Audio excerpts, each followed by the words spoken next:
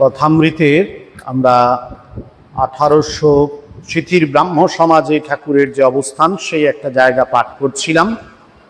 1882-র 28শে অক্টোবরের কথা।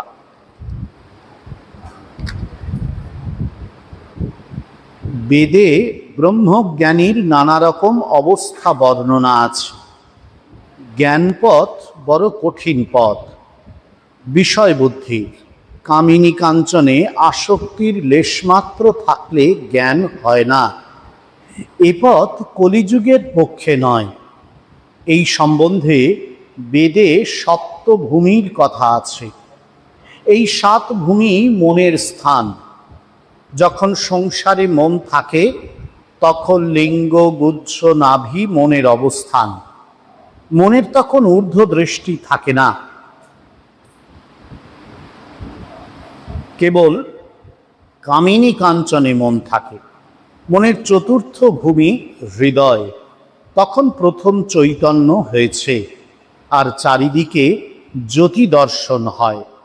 তখন সে ব্যক্তি ঐশ্বরিক জ্যোতি দেখে অবাক হয়ে বলে, এ কি, এ কি?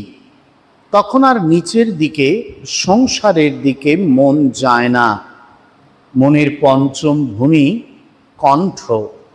মন যার কণ্ঠে উঠেছে তার অবিদ্যা, অজ্ঞান সব গিয়ে ঈশ্বরীয় কথা বই অন্য কোনো কথা শুনতে বা বলতে ভালো লাগে না। যদি কেউ অন্য কথা বলে সেখান থেকে উঠে যায়। মনের ষষ্ঠ ভূমি কপাল। কপাল, মন সেখানে গেলে অহর্নিশ ঈশ্বরীয় রূপ দর্শন হয়। তখনও একটু আমি থাকে। সে ব্যক্তি সেই নিরূপম রূপ দর্শন করে উন্মত্ত হয়ে সেই রূপকে স্পর্শ আর আলিঙ্গন করতে যায়, কিন্তু পারে না। যেমন লণ্ঠনের ভিতর আলো আছে, মনে হয় এই ছুঁলাম ছুঁলাম, কিন্তু কাচ ব্যবধান আছে বলে ছুঁতে পারা যায় না। শিরোদেশ সপ্তম ভূমি। সেখানে মন গেলে সমাধি হয় ও ব্রহ্মজ্ঞানীর ব্রহ্মের প্রত্যক্ষ দর্শন হয়। কিন্তু সে অবস্থায় শরীর অধিক দিন থাকে না, সর্বদা বেহুঁশ, কিছু খেতে পারে না, মুখে দুধ দিলে গড়িয়ে যায়। এই ভূমিতে 21 দিনে মৃত্যু। এই ব্রহ্মজ্ঞানীর অবস্থা। তোমাদের ভক্তিপথ, ভক্তিপথ খুব ভালো আর সহজ। ঠাকুর এখানে প্রথম আলোচনায় এই জ্ঞান পথ তথা যোগের পথের কথাই মুখ্যত বলেছেন। এই যে সপ্তভূমির কথা, যেটি বৈদিক সাহিত্যে আছে বলে ঠাকুর বললেন, এই সপ্তভূমি আমাদের শরীরকে কেন্দ্র করে পরবর্তীকালের যারা যোগ সাধনাকারী বা বেদ প্রসূত যে তন্ত্রশাস্ত্র, সেখানে এই সপ্তভূমি তথা 7টি চক্র সমন্বিত আমাদের দেহের যে বিভিন্ন স্তর, সেই স্তরের উল্লেখ করা হয়েছে। মূলাধার একেবারে মেরুদণ্ডের নিচে, তার উপরে হচ্ছে স্বাধিষ্ঠান, মণিপুর, হৃদয় হচ্ছে অনাহত, তারপরে বিশুদ্ধ, ভ্রূমধ্যে আজ্ঞাচক্র এবং মস্তকে সহস্রার। তন্ত্রশাস্ত্র বা পরবর্তী যোগশাস্ত্র এবং কিছুটা বৌদ্ধ তান্ত্রিক যোগ, যেটি সহজযান বা বজ্রযান, সেখানেও এর আলোচনা আছে এবং সেখানেও এই সপ্তভূমির উল্লেখ রয়েছে বা মনের এই যে বিভিন্ন অবস্থান সাধকের ক্ষেত্রে তারও উল্লেখ রয়েছে, তারও বর্ণনা রয়েছে। ঠাকুর এটি খুব চমৎকার, অত্যন্ত সহজ ভাষায় আমাদের কাছে ব্যাখ্যা করলেন। আমরা যারা সাধারণ মানুষ ভগবানের সাধনা করতে চাই, ঈশ্বরীয় সাধনা করতে চাই, আমরা তো সংসারে থেকে সাধনা করি, সবাই আমরা। এখন আমাদের যাত্রাটাই সংসারে থেকে, এই ঘর বাড়ি, পিতা মাতা, আত্মীয় পরিজন, বাবা মা, আত্মীয় পরিজন, স্ত্রী সন্তান, বিষয় সম্পত্তি, এর মধ্যেই আমাদের অবস্থান। তারপর এখান থেকে আমাদের ধীরে ধীরে জীবনটা পাল্টাতে থাকবে, এরকম একটা ব্যাপার ঘটে। এটি উল্লেখ করে ঠাকুর বলছেন যে আমাদের মনের যে অবস্থান, সেই অবস্থানটি বুঝিয়ে দেয় যে আমাদের জীবন ঠিক কোনখানে অবস্থান করছে। অর্থাৎ এই যে সপ্তভূমির কথা বলা হলো, এই সপ্তভূমির কোন জায়গায় মনটি দাঁড়িয়ে আছে, সেটির ওপর নির্ভর করেই কিন্তু আমাদের যে আচরণ সমূহ বা আমাদের যে প্রতিদিনকার কাজকর্ম, সেগুলো নির্ধারিত হয়, সেগুলো পরিচালিত হয়।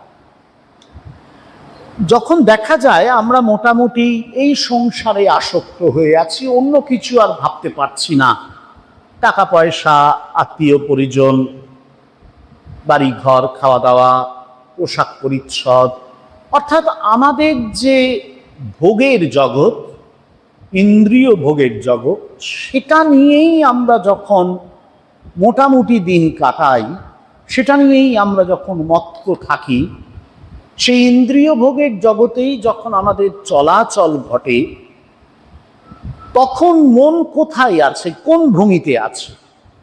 শাস্ত্র বলছেন, ঠাকুর সেটি বলছেন যে তখন মনের চলাফেরা মূলাধার চক্র অর্থাৎ গুহ্যদেশ, লিঙ্গমূলে, স্বাধিষ্ঠান চক্র, মণিপুর চক্র, নাভিমূলে, বা এই তিনটি জায়গায় আর কি, একটু আমার চক্রের অবস্থানটি ভুল হতে পারে, এই তিনটি জায়গাতেই ঘোরাফেরা করছে।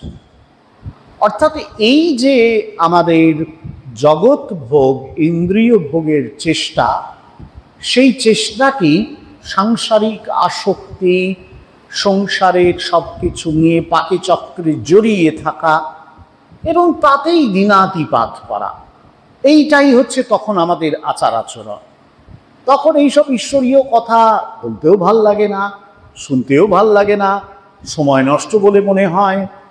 তখন মনে হয় এই সংসারটাই শেষ, এবং এটাকে নিয়ে যতটা মেতে থাকতে পারি ততই আনন্দ, এখান থেকে যতটা আমি আমার প্রফিট তৈরি করতে পারি, ব্যাংক ব্যালেন্স তৈরি করতে পারি, ততটাই ভালো, এটাই মনে হয় তখন।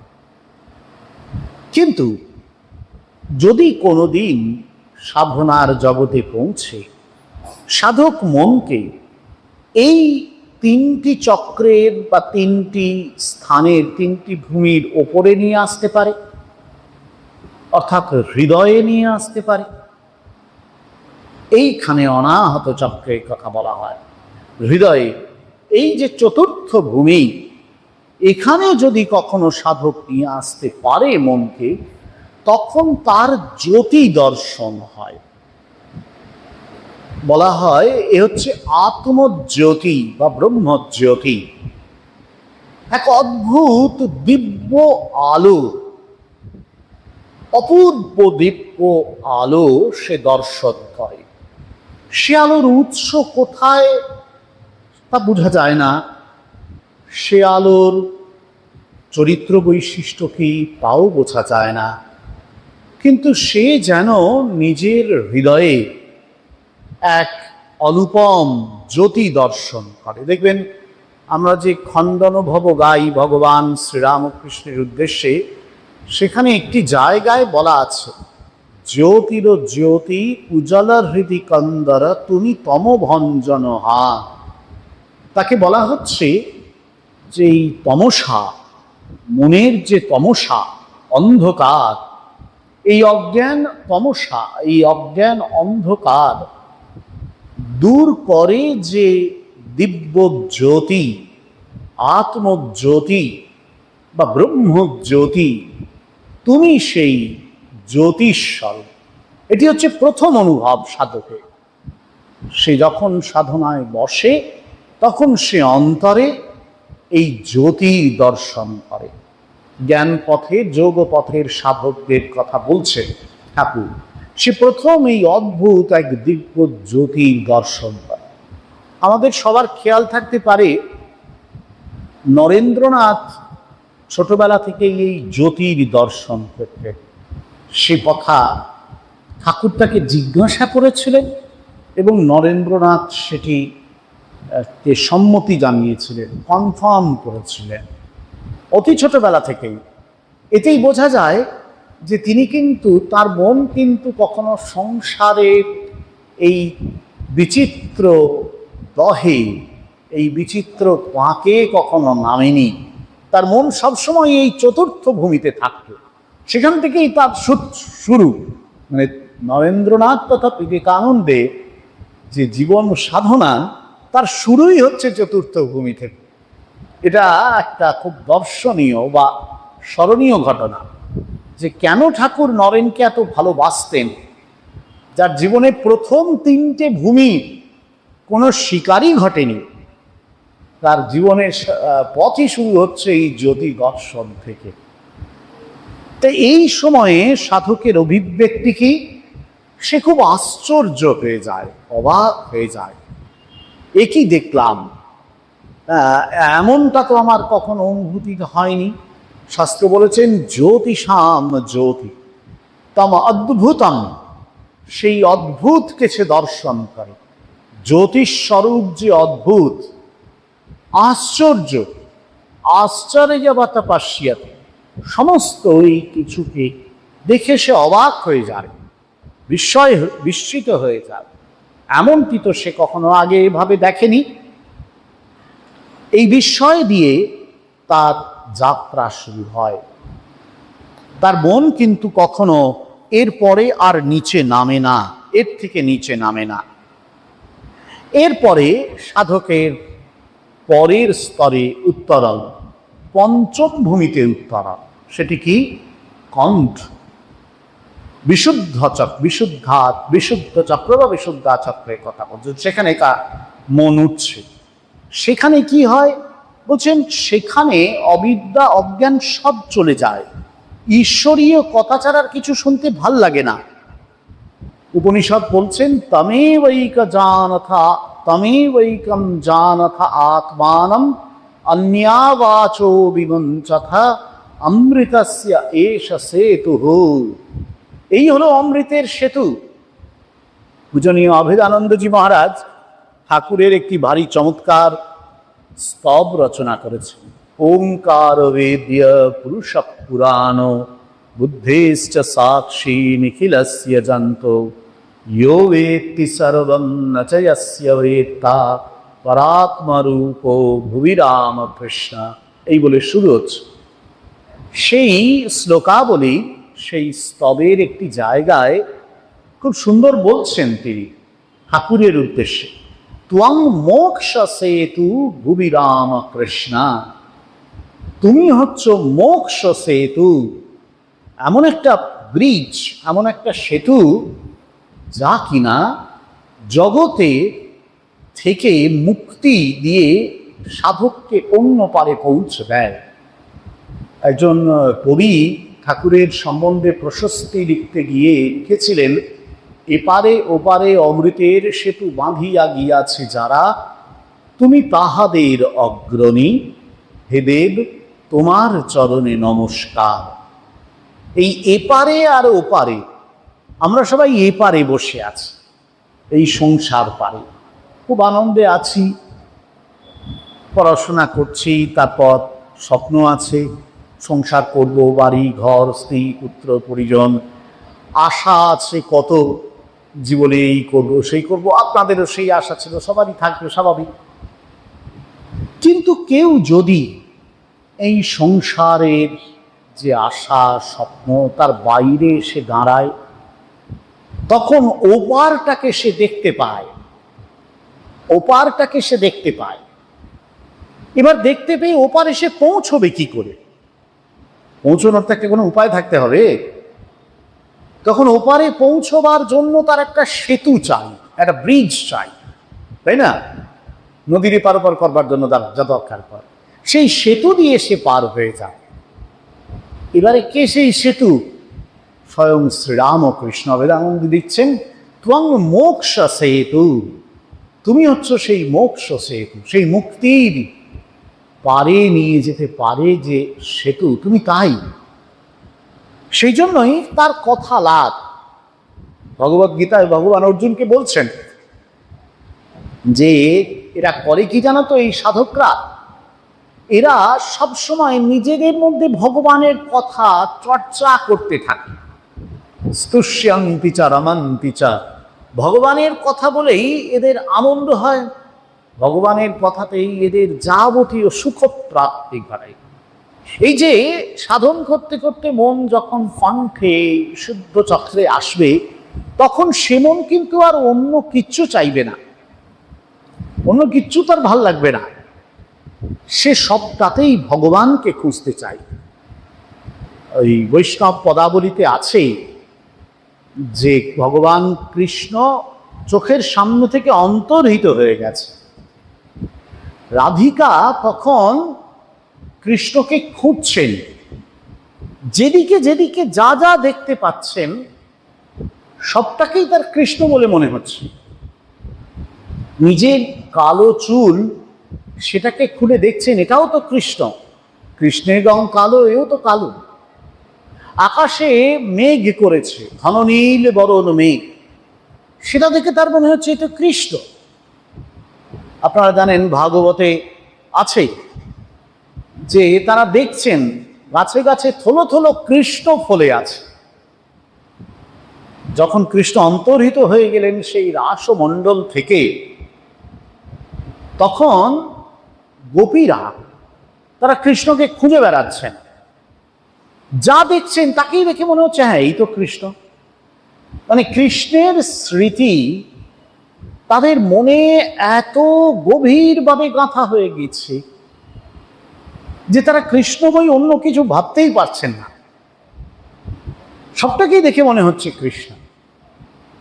মন তখন তাদের আর সংসার ভূমিতে নেই, ওই কণ্ঠে বিশুদ্ধ চক্রে এসে উপস্থিত হয়েছে, যেখানে তারা ভাগবতকার বলছেন যে তারা কেউ কেউ কৃষ্ণের মতন আচরণ করছে, কৃষ্ণকে ইমিটেট করছেন।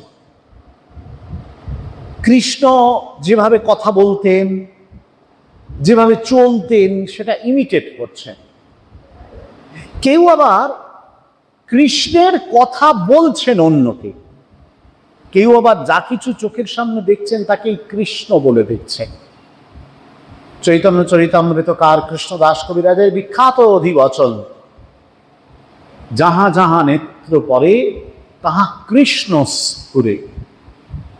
আর কিচ্ছু নেই, শুধুমাত্র কৃষ্ণ।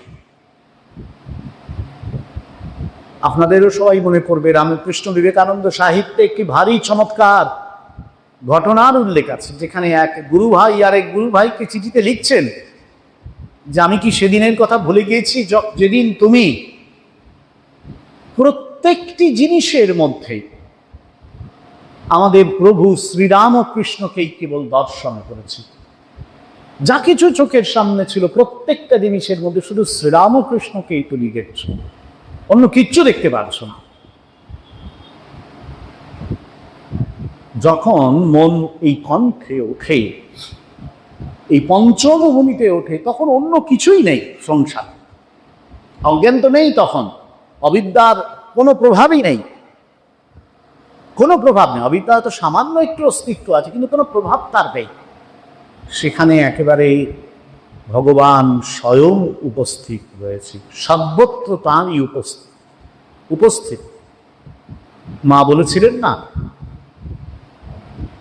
32 কথা সপ্ত আমার, সর্বত্র তার উপস্থিত, অন্য কোথাও কিচ্ছু নেই, একমাত্র তিনি রয়েছে, ভগবান রয়েছে, সেই দিব্য আবির্ভাব রয়েছে।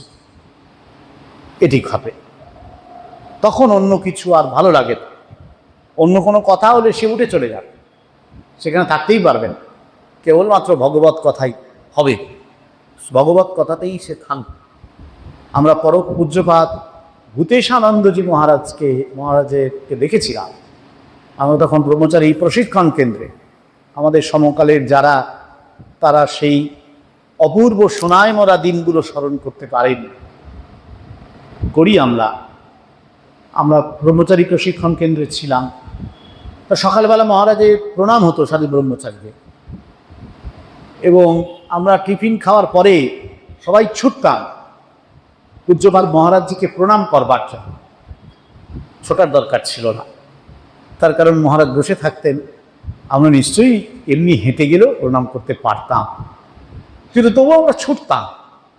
প্রণাম তো নিশ্চয়ই উদ্দেশ্য, কিন্তু তার চেয়ে বড় উদ্দেশ্য ছিল মহারাজের কথা শুনব। সেই অপূর্ব ভাগবত প্রসঙ্গ, দিব্য প্রসঙ্গ,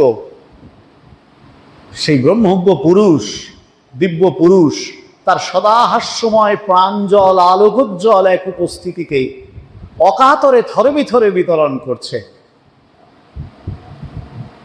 কোনোদিন হয়তো একটু অন্য প্রসঙ্গ হয়েছে, মহারাজের একটা অদ্ভুত শব্দ ছিল, আজকে তো ভালো কথা হচ্ছে না। ভালো কথা মানে হচ্ছে ঈশ্বরীয় কথা, ভাগবত প্রসঙ্গ। আমরা সেই অল্প কয়েক মিনিট হয়তো তাতেই মনে হতো যেন জীবন ধন্য হয়ে যাচ্ছে। শুধু আমরা কেন, ভক্তরা যারা যেতেন আমরা দেখেছি মহারাজের কাছে, আমাদের সমস্ত গুরু মহারাজদের ক্ষেত্রেও আমরা আগেও দেখেছি, এখনো আমরা দেখি যে তারা যখন থাকেন, তাদের উপস্থিতি যখন থাকে, তখন যারা থাকেন তাদের অন্য কোনো কথা হয় না, তারা গুরু মহারাজের দিকে তাকিয়ে বসে আছে। এখানে আমাদের গুরু মহারাজেরা আসেন, আমাদের প্রণাম হয়, আমরা দেখি অনেক সময় ভক্তরা দাঁড়িয়ে আছেন প্রণামের পর, আমরা বলছি চলে যান, এক পা গেলে না আর জ্ঞান যাচ্ছেন। আমরা হয়তো একটু জোর দিয়েই বলছি, কারণ ঘর ফাঁকা করতে হবে, নাহলে তো সবাই দাঁড়িয়ে গেলে প্রণাম হবে না, নিয়ম আর কি। কিন্তু এক পা করে তারা পিছোচ্ছে, একটু একটু করে যাচ্ছেন, মন সরতে চাইছে না, যেতে চাইছে না, কোনো কথা হয়তো হচ্ছে না, শুধু দর্শন। ওটাই silence is more eloquent than speech. অনেক কথাই যেন হয়ে যাচ্ছে। ভগবানের এই একটি নিত্য আবির্ভাবকে প্রত্যক্ষ করতে ইচ্ছা হয়। এরপরে হচ্ছে মনের ষষ্ঠ ভূমি, এর পরের যে স্তর, সেটি হচ্ছে কপাল, আজ্ঞাচক্র। হ্যাঁ, আজ্ঞাচক্র। এই যে আজ্ঞাচক্র, সেখানে গেলে কি হবে? অহরণী শিষ্যরীয় রূপ দর্শন। আমি চক্রের নামটা একটু গুলিয়ে যেতে পারি, পরে আপনারা দেখে নিতে পারবেন। যাই হোক, সেখানে গেলে অহরণী শিষ্যরীয় রূপ দর্শন হয়। তখন একটু আমি থাকে, সে ব্যক্তি যে সেই নিরূপম রূপ দর্শন করে উন্মত্ত হয়ে সেই রূপকে স্পর্শ আর আলিঙ্গন করতে যায়, কিন্তু পারে না। যেমন লণ্ঠনের ভিতর আলো আছে, মনে হয় এই আলো ছুলাম, কিন্তু কাঁচ ব্যবধান আছে বলে ছুটে পারা যায় না, একেবারে শেষ পর্যায়ে। তখন এই একটু মাত্র অবিদ্যা, অজ্ঞানের একটু আবরণ, তখন সব দেখা যায়। তখন তাকে একেবারে নিজের করে নেওয়া যায়, সামান্য একটু মাত্র তার আবরণ থাকে, আর কিচ্ছু থাকে না। তিনি একেবারে সম্পূর্ণ ভগবত প্রেমে উন্মত্ত হয়ে থাকেন। যারা চৈতন্যদেবের জীবনী করেছেন তারা জানেন, মহাজন কবি মহাপ্রভুর সেই দিব্যোন্মাদ জীবনের কত রকম ভাবে বর্ণনা করেছে। নবদ্বীপে তিনি হেঁটে যাচ্ছেন, নীরদনয়নে নিরঘনা সিঞ্চনে পুলক মুকুলা অবলম্বা স্বেদ মকরন্দ বিন্দু বিন্দু চূয়ত বিকশিত ভাব কদম্বা কিপে খলু নটবর গৌর কিশোরা অভিনব হেম কল্পতরু সঞ্চরু সুরধুনি তীরে উজোরা। বলছেন কি অদ্ভুত, চোখ দিয়ে জল পড়ছে তা।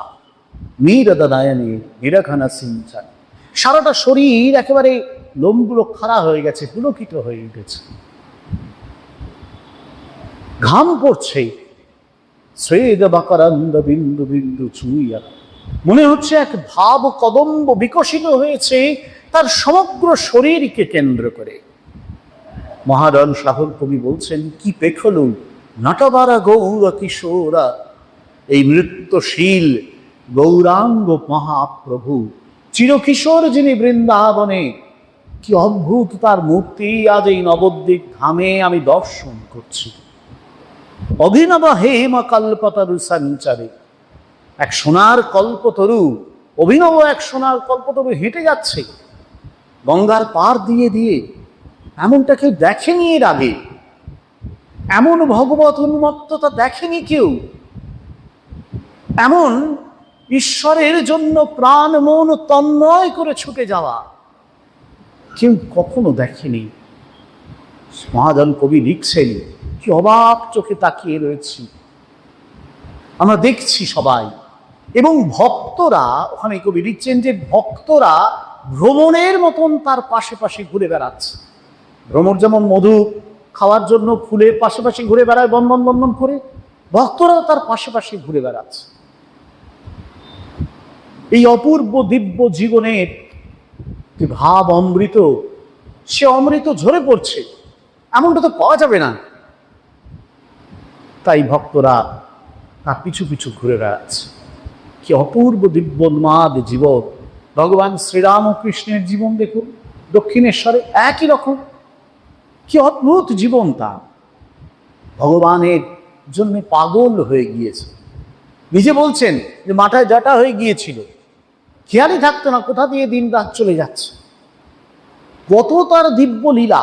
কেউ ভেবেছে পাগল, কেউ ভেবেছে অসুস্থ, কেউ কেউ মনে করেছে হয়তো ভগবানের জন্য পাগল। মায়ের কোলে উঠে বসছেন, মায়ের খাটে শুচ্ছেন, মাকে দেয়া নৈবেদ্য ভাগ করে খাচ্ছেন। এক অপূর্ব দিব্যোন্মাদ জীবন।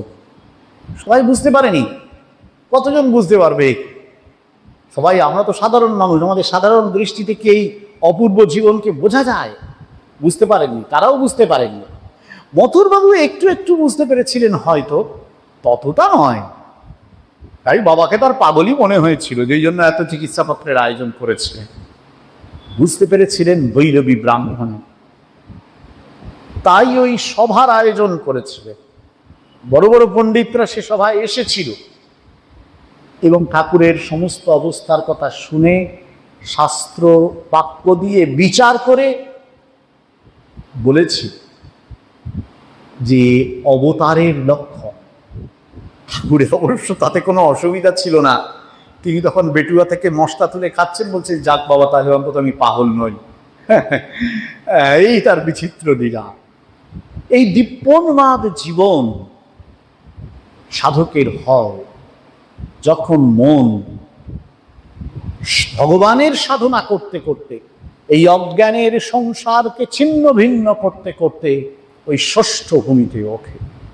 এরপরে সপ্তম ভূমি, সেখানে গেলে মন গেলে সমাধি হয় এবং সেখানেই ব্রহ্মজ্ঞান। ইয়ং লব্ধ্বা চা পরম লাভং মন্যতে নাধিকম ততঃ ইয়স্মিন স্থিতো ন দুঃখেন গুরুনাপি চাল্য। সেখানে যখন মন পৌঁছে যাবে তখন সাধকের ভগবান লাভ, ঈশ্বর লাভ, ঈশ্বর দর্শন হয়ে যায়, ব্রহ্মজ্ঞান হয়ে যায়। সাধক এরই জন্য অপেক্ষা করে থাকে সম্পূর্ণ সমাধি সেখান থেকে আর ফিরে আসার কোনো প্রয়োজন নেই, সেখানেই শেষ। এই যাত্রা সেখানেই শেষ। এটার জন্যই সাধক এই সংসারের বাইরে এসে দাঁড়িয়েছে এবং এইখানেই তার যাত্রার পরিসমাপ্তি। ব্রহ্মজ্ঞান সে তখন অর্জন করে, ব্রহ্মবিদ ব্রহ্মৈব ভবতি, সে তখন ব্রহ্মই হয়ে যায়। বৈষ্ণব মহাজন পদাবলিকার লিখেছেন, অনুক্ষণ শুন মাধব মাধব সোঙারিতে সুন্দরী ভেলি মাধাই। অনুক্ষণ মাধব মাধব সোঙারিতে, অনুক্ষণ মাধব মাধব বলে যাচ্ছে সে। পরিণতিটা কি? শেষ পর্যন্ত সে মাধব হয়ে গেল। সুন্দরী ভেলি মাধাই, তার নিজের অস্তিত্ব আর থাকলো না, সে ভগবানের সঙ্গে যেন মিলে মিশে এক হয়ে গেল। তো সেখানেই সম্পূর্ণ লয়, আর কিচ্ছু নেই সেখানে, আর কোনো পৃথক অস্তিত্বই নেই। ভগবানের অস্তিত্বর সঙ্গে সেখানে একেবারে মার্জ হয়ে গেছে, সব কিছু মিলেমিশে একাকার হয়ে গেছে, সেখান থেকে কেউ ফিরে আসবে না। ব্রহ্মবেদ ব্রহ্মই ভাব, সে তখন ব্রহ্মজ্ঞান লাভ করে ওই ব্রহ্মই হয়ে গেল। সেখান থেকে ঠাকুর বলছেন এই ভূমিতে 21 দিনে মৃত্যু। সাধারণ জীবের কিন্তু এই ভূমিতে 21 দিনে শরীরও চলে যাবে, মানে বিদেহ মুক্তি, জীবন মুক্তি আর বিদেহ মুক্তি প্রায় একসঙ্গে হয়ে যাবে। জীবন মুক্তি মানে এই শরীর থাকতে, শরীর মন থাকতে থাকতেই সংসারের অজ্ঞান অবিদ্যা নাশ করে যে মুক্তি প্রাপ্তি, সেটাকে বলে জীবন মুক্তির প্রাপ্তি। আর বিদেহ মুক্তি মানে হচ্ছে যে এই শরীরটাও চলে গেল আর শরীরটাও নেই, বোধে বোধ হয়ে গেল। স্বামীজির বিখ্যাত গান আপনারা জানেন, না হি সূর্য না হি জ্যোতি না হি শশাঙ্ক সুন্দর, ভাসে বোমে ছায়া সমবেপে বিশ্ব চরাচর, অস্ফুট মন আকাশে জগৎ সংসার ভাসে, উঠে ভাসে ডুবে কোন বেপে বিশ্ব চরাচর। একবারে শেষে বলছেন অবান মানস গোচরম, আর কিচ্ছু নেই, বাক মনের সমস্ত অতীতে, বোঝে প্রাণ বোঝে চার, সেখানে কেবল বোধে বোধ হয় ঠাকুর বলছে, আর কিচ্ছু থাকে না, শুধুমাত্র ওই বোঝাটুকুই, ওই রিয়েলাইজেশনটুকু, ওই উপলব্ধিটুকুর অস্তিত্ব থাকে, শরীরের আর কোনো অস্তিত্বই থাকে না। এই পরম মুক্তি সাধকের কাম্য। জ্ঞান পথে যোগ পথে সাধক ধীরে ধীরে এই জগৎ সংসার থেকেই যাত্রা শুরু করেন। জন্মেছি, শরীর নিয়ে জন্মেছি, তো সংসারেই জন্মেছি, সংসারের বাইরে তো আর জন্মায়নি।